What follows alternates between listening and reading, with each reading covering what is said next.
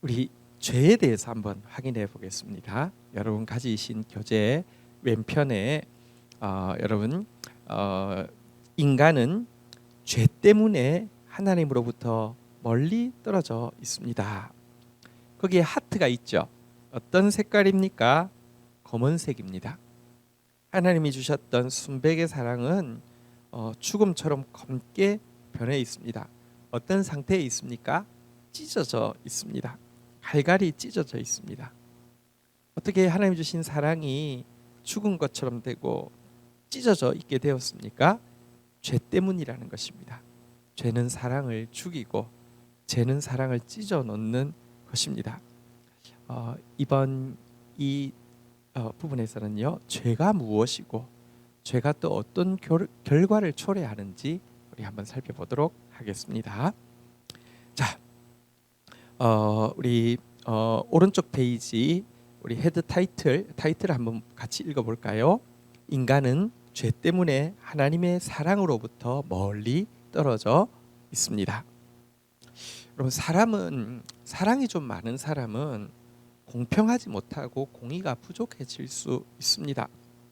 자기가 누군가를 좋아하면 무조건 잘못해도요 덮어주거나 두둔함으로 말미암아 공의를 깨트리기가 쉽습니다. 우리 가족이 뭘 잘못하면 그냥 덮어주고 괜찮다고 이야기하게 되는 식이죠. 그런데 이런 식의 공의가 없는 사랑은요, 세상 가운데 부정과 비리가 끊이지 않게 만드는 점이 만들고 있습니다. 이런 점에서는 공의 없는 사랑은 참된 사랑이라고는 할 수 없습니다.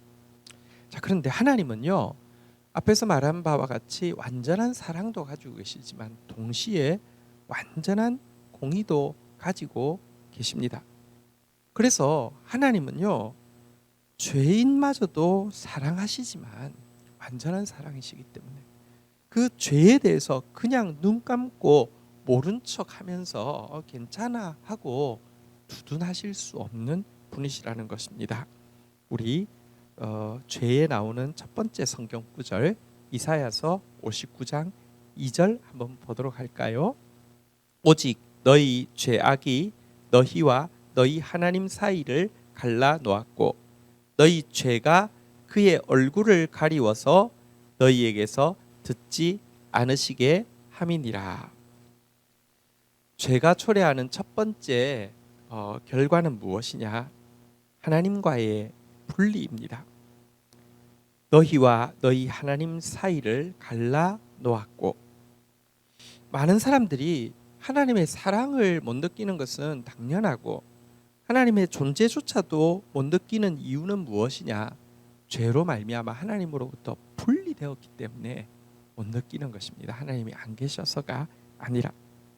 자, 또 뿐만 아니라 이와 같은 하나님과의 분리로 죄는 그 결과가 끝나는 것이 아닙니다.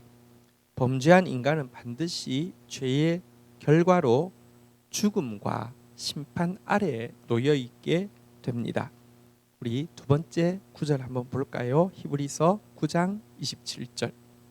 한번 죽는 것은 사람에게 정해진 것이요 그 후에는 심판이 있으리니.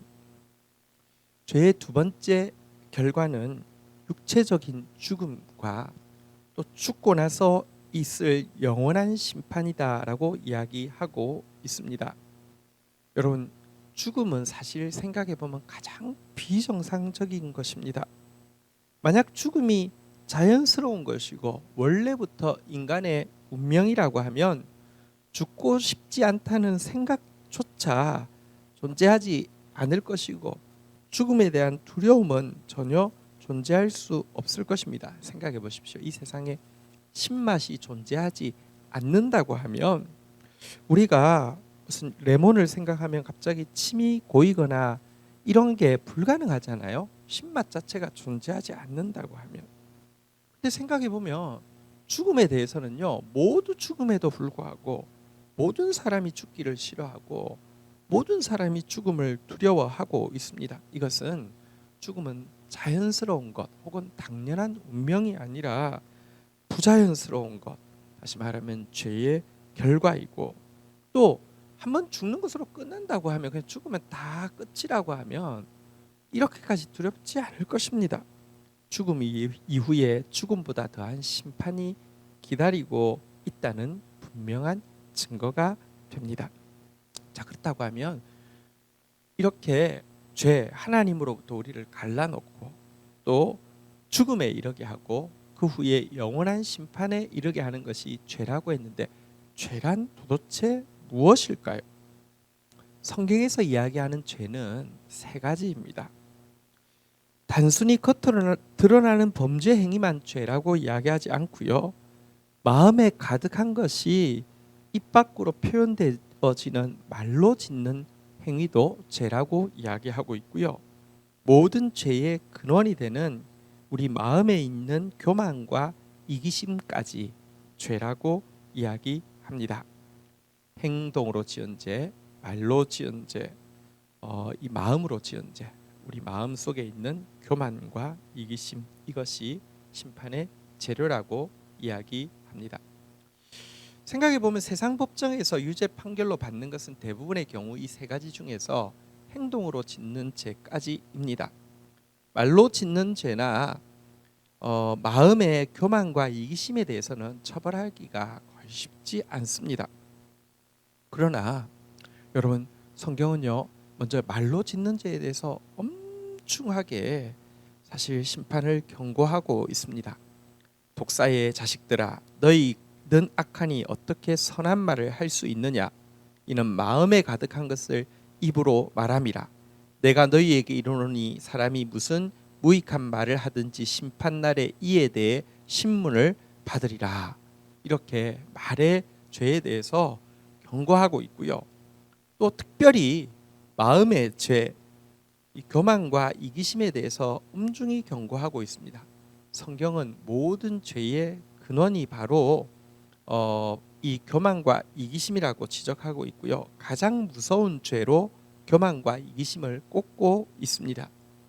하나님이 원래 인간을 지으실 때는 인간의 마음이 하나님을 중심으로 모시고 있기 때문에 모든 사람이 서로 조화롭게 사랑하면서 평화롭게 살 수 있도록 창조하셨는데, 원죄란 무엇이냐고 하면 하나님을 중심에 놓아야 할 인간이 그 중심에 하나님 대신에 자기를 놓고 자기를 높이게 되고 자기 위주로 살게 된 것, 이것이 바로 원죄라고 이야기하고 있고요, 가장 무서운 죄라고 이야기하고 있습니다.